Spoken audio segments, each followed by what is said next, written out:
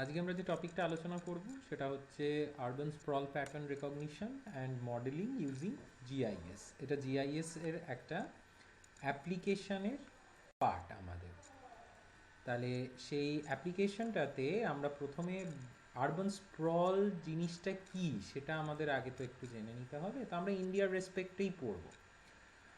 ইন্ডিয়াতে আমাদের অনিয়ন্ত্রিতভাবে জনসংখ্যার যে বৃদ্ধি হয়েছে, আনকন্ট্রোলড পপুলেশন গ্রোথ, এবং এর সাথে সাথে যে আনপ্ল্যান্ড ডেভেলপমেন্টাল অ্যাক্টিভিটিস, যেগুলোকে প্ল্যানিং করাই হয়নি সঠিকভাবে, পরিকল্পনা না করে বা পরিকল্পনাবিহীন যে উন্নয়নের কাজ, যার জন্য নগরায়ন বা আরবানাইজেশন হয়েছে, সেটা কি হয়েছে, আমাদের ইনফ্রাস্ট্রাকচারাল ফেসিলিটিসগুলোকে প্রোভাইড করতে পারছে।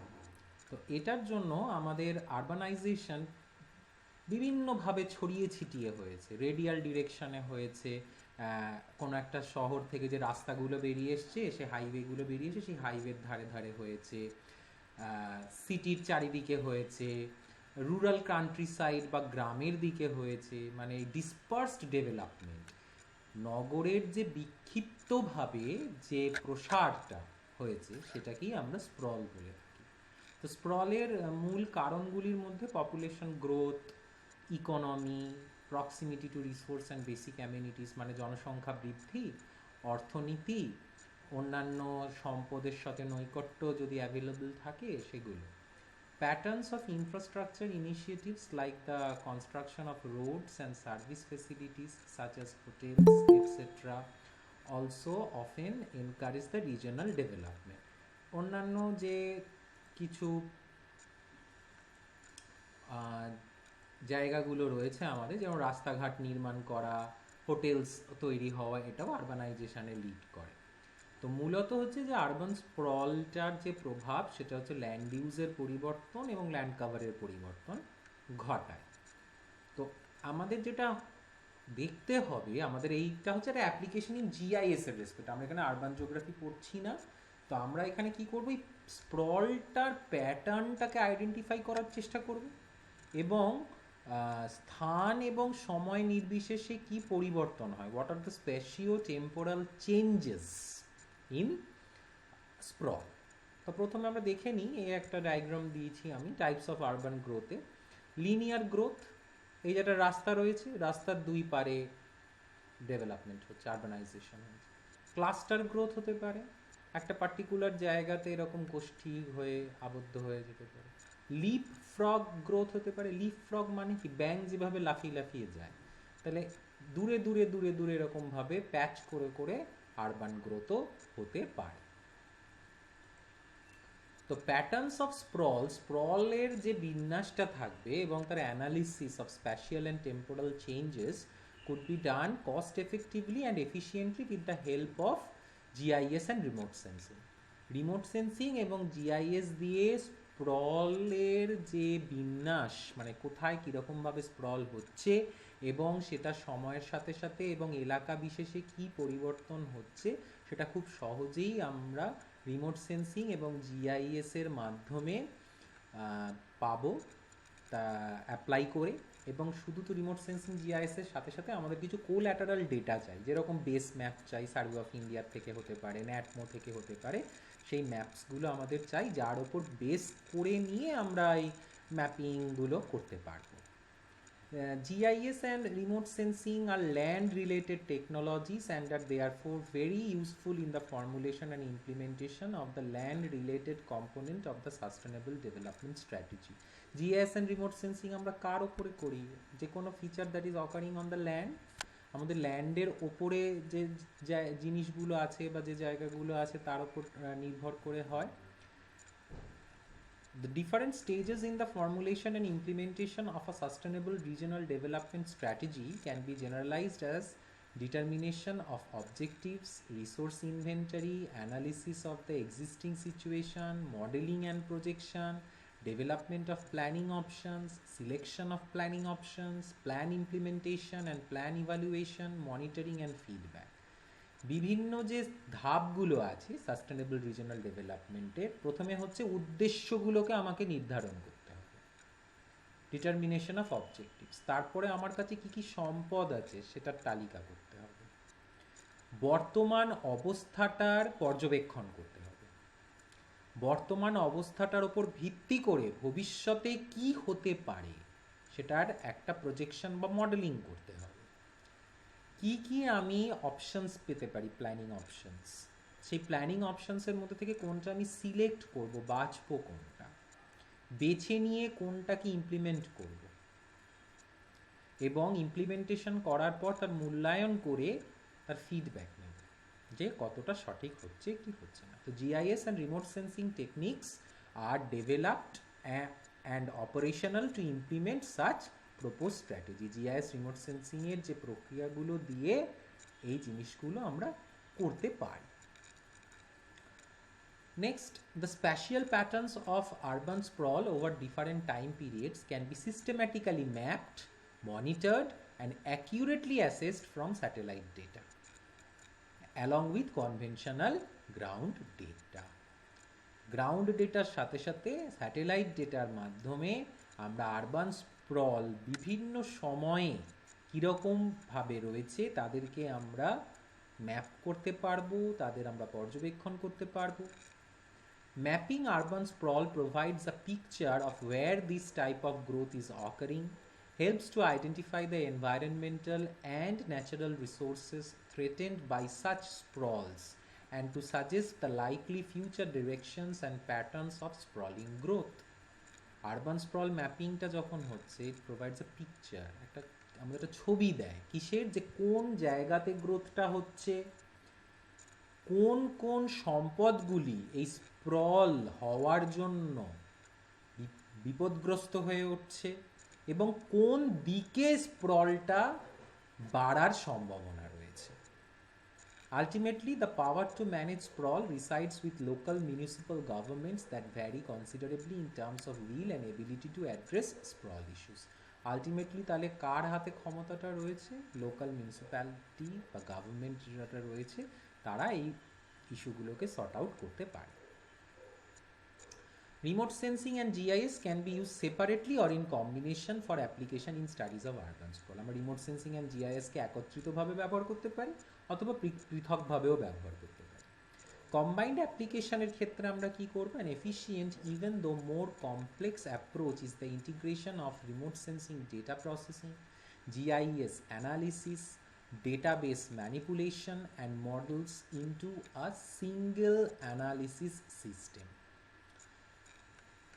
সব মিলে একত্রিত করে একটা সিঙ্গেল অ্যানালিসিস সিস্টেম তৈরি করা। Such an integrated analysis, monitoring and forecasting system based on GIS and database management system technologies requires an understanding of the problem and the application of available technologies. তো এই টেকনোলজিগুলো আমাদের সাহায্য করছে। তো GIS and remote সেন্সিংকে একত্রিত করে তার সাথে আমরা মডেল বানিয়ে এবং ডিবিএমএস তৈরি করতে হবে, ডেটা বেস ম্যানেজমেন্ট সিস্টেম দিয়ে আমরা অ্যাপ্রোচটাকে কমপ্লিট করতে পারি। রিমোট সেন্সিং অ্যাপ্লিকেশনস আর growing very rapidly with the availability of high resolution data. Urban এলাকাতে কাজ করতে গেলে আমাদের হাই রেজলিউশন ডেটা চাই, মানে হাই স্প্যাশিয়াল রেজলিউশন চাই, মানে আরবান এরিয়া তো খুব ছোটো এলাকাতে হয় এবং তার থেকে বিক্ষেপটা যে সঠিকভাবে ছড়াচ্ছে কিনা সেটা বুঝতে গেলে আমাদের ভালো স্প্যাশিয়াল রেজলিউশন চাই, যেমন ল্যান্ডস্যাটের ডেটা কি IRS 1C 1D P4 এগুলোর ডেটা আমাদের চাই। কম্পিউটার হার্ডওয়্যার সফটওয়্যার গুলোর অ্যাডভান্সমেন্ট ও রিমোট সেন্সিং অ্যাপ্লিকেশনটাকে অনেক উন্নতি করতে সাহায্য করেছে। IRS 1C 1D P4 good spectral resolution দেয় লিস্ট ডেটা, আর স্প্যাশিয়াল রেজলিউশন হচ্ছে 5.6 metre in panchromatic mode. Remote sensing satellites with high resolution sensors and wide coverage capabilities provides data with better resolution, coverage and revisit to meet the growing application needs. যত ভালো রেজলিউশনের sensor হবে তত বেশি data সে capture করতে পারবে, তত ভালো রেজলিউশনে করতে পারবে, ভালো করে ডিটেলসে কভার করতে পারবে এবং সেই রিভিজিট টাইমটা যদি খুব ফ্রিকোয়েন্ট হয় তাহলে বারবার স্যাটেলাইট সেই জায়গাকার কন্টিনিউয়াস ইনফরমেশনটা নিতে পারবে। The image processing techniques are also quite effective in identifying the urban growth pattern. Urban growth প্যাটার্নটা কিভাবে হচ্ছে সেটা from the spatial and temporal data captured by the remote sensing techniques. These aid in delineating the specific growth patterns of sprawl which could be linear or radial or both. কোন দিকে বিক্ষেপণটা হচ্ছে, সেটা রৈখিকভাবে হচ্ছে নাকি নক্ষত্রাকৃতিতে হচ্ছে, সেটাকেও বুঝতে পারে. The physical expressions and patterns of sprawl on landscapes can be detected, mapped and analyzed using remote sensing and geographical information system with image processing and classification. Image processing and classification দিয়ে এই স্প্রলের ল্যান্ডস্কেপিংটা করা যেতেই পারে এবং তাদের বিভিন্ন ক্লাসিফিকেশনসগুলোও আমরা করতে পারি. তো মোরললেস এটা করার জন্য কি কি অবজেক্টিভস থাকে, আমাদের উদ্দেশ্য কি কি কাজে? Identify the patterns of urban sprawl, কীরকমভাবে এদের বিন্যাসটা রয়েছে. Analyse the urban sprawl pattern through remote sensing and geographic information systems techniques. Urban স্প্রলের প্যাটার্নটাকে অ্যানালাইজ করা. Analyse of causal factors of urban sprawl, urban sprawl কেন হয়েছে সেটাকে দেখতে হবে. আর ফাইনালি হচ্ছে মডেলিং করা. তাহলে অবজেক্টিভসগুলো আমার যদি অ্যাটেন্ড করতে হয়, তাহলে আমার এই অবজেক্টিভসগুলোকে যদি আমাকে সাকসেসফুলি অ্যাচিভ করতে হয়, তাহলে আমাদের কী কী অ্যাপ্রোচ দরকার? ফার্স্ট, কোল্যাটারাল ডেটা চাই. প্রথম যে ডেটা হচ্ছে টেম্পোরাল পপুলেশন ডেটা চাই. গভর্নমেন্ট এজেন্সি পপুলেশন ডেটা তো রিমোট সেন্সিং জিআইএস দিতে পারবে না, আমাকে গভর্নমেন্ট থেকে ডেটা নিতে হবে. ক্যাডাস্ট্রাল ডেটা চাই ল্যান্ড রেকর্ডস ডিপার্টমেন্ট থেকে. টোপোশিটস চাই সার্ভে অফ ইন্ডিয়া থেকে. তারপরে আমি জিআইএস এর লেয়ার্স তৈরি করব.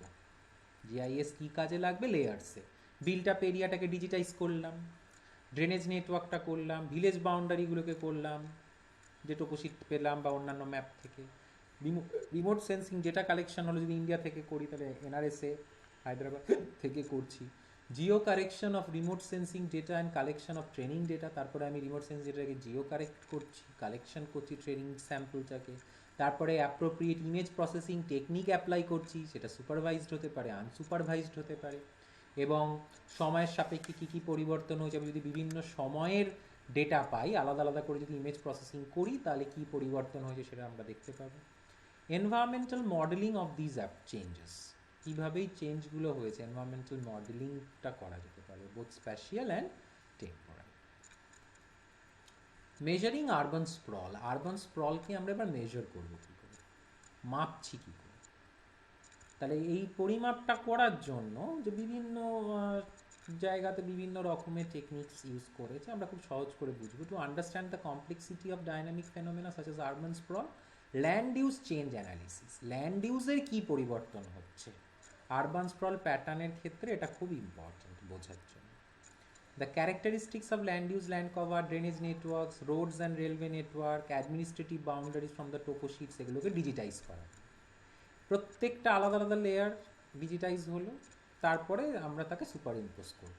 The highway passing between the two cities, যদি ধর দুটো শহর থাকে তার মাঝখানে একটা হাইওয়ে থাকে, সেটাকে আমরা ডিজিটাইজ করলাম আলাদাভাবে, দিয়ে একটা বাফার অঞ্চল তৈরি করলাম.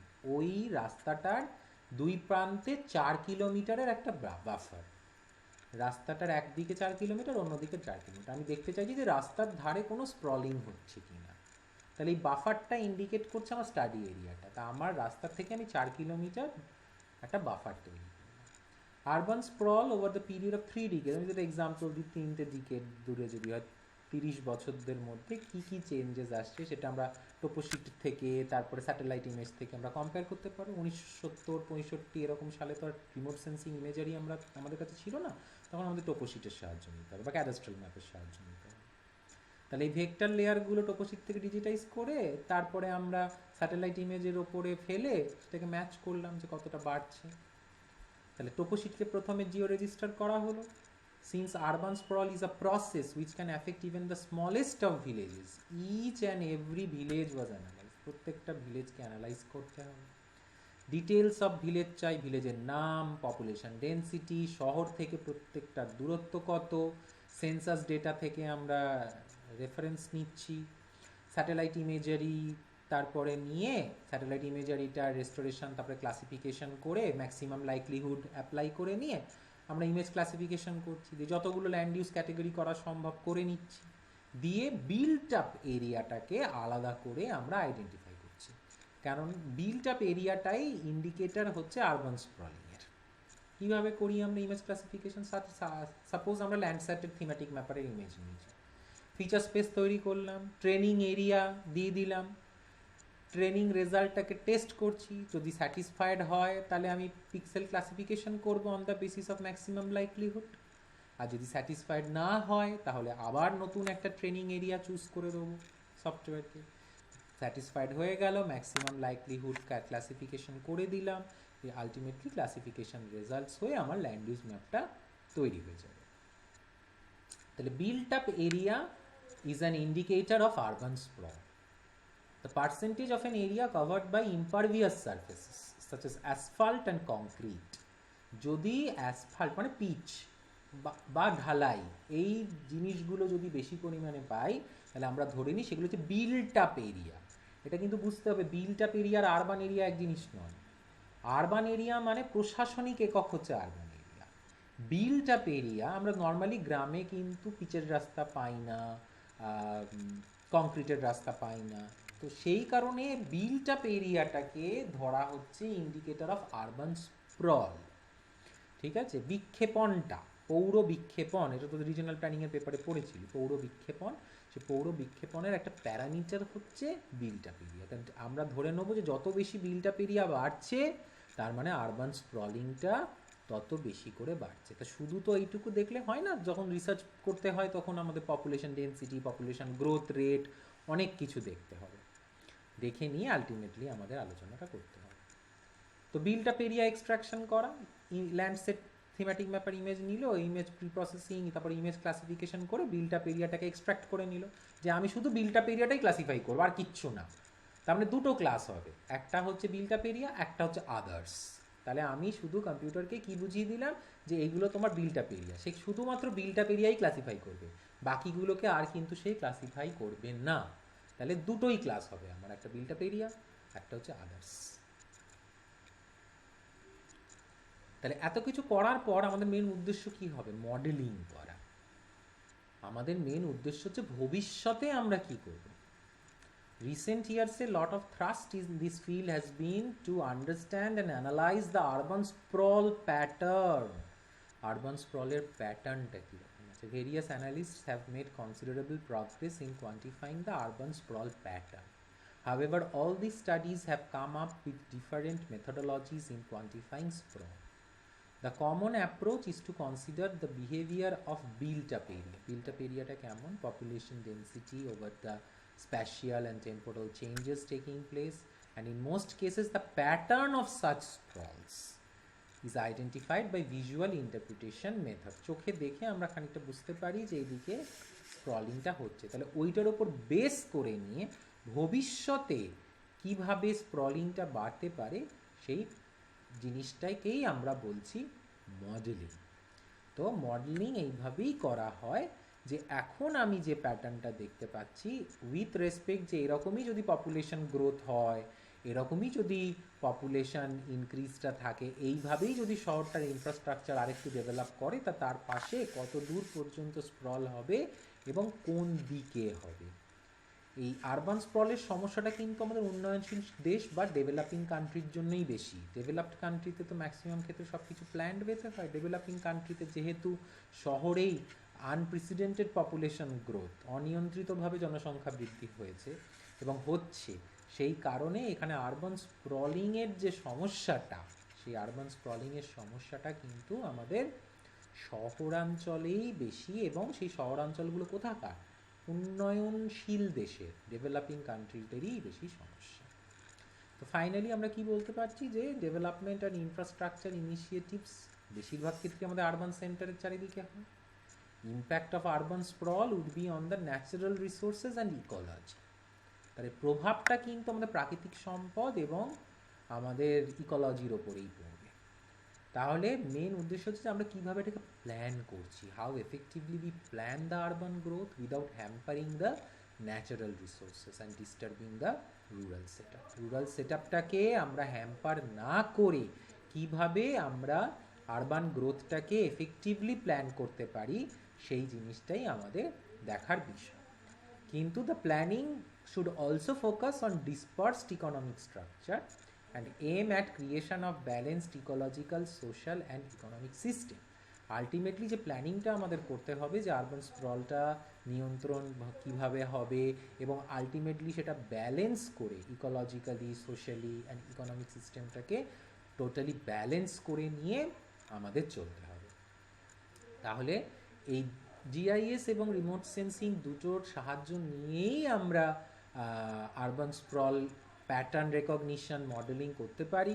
রিমোট সেন্সিং দিয়েও আমাদের ব্যবহার করতে হবে, জিআইএসটা দিয়ে আমাদের বেসিক্যালি আমরা লেয়ার্সগুলো করব এবং জিও রেফারেন্সিং, লেয়ার্স এগুলোকে করে আলাদা আলাদা করে লেয়ার করে বাফার করে আমরা জিআইএসের মধ্যে এই অ্যাপ্লিকেশনটা আছে। কিন্তু রিমোট সেন্সিং দিয়ে আমাদের কিন্তু আরবান স্প্রলের যে প্যাটার্নটা বা বিল্ট-আপ এরিয়া এক্সট্র্যাকশনটা কিন্তু রিমোট সেন্সিং দিয়েই করতে হবে এবং সেইটা করে নেওয়ার পর আমরা জানি যে রিমোট সেন্সিংয়ের আলটিমেট প্রোডাক্টটা আমরা কিসে পাই, আমরা র্যাস্টারে পাই। সেটাকে আমরা ভেক্টর করে দিতে পারি, র্যাস্টার টু ভেক্টর অপশান আছে জিও প্রসেসিং টুলসের মধ্যে গেলে আমরা র্যাস্টারাইজেশন টু ভেক্টরাইজেশন করে দিতে পারি এবং এক একটা করে সেগুলো ক্লাসে পরিণত হয়ে যাবে। Built-up area will be converted to a particular class.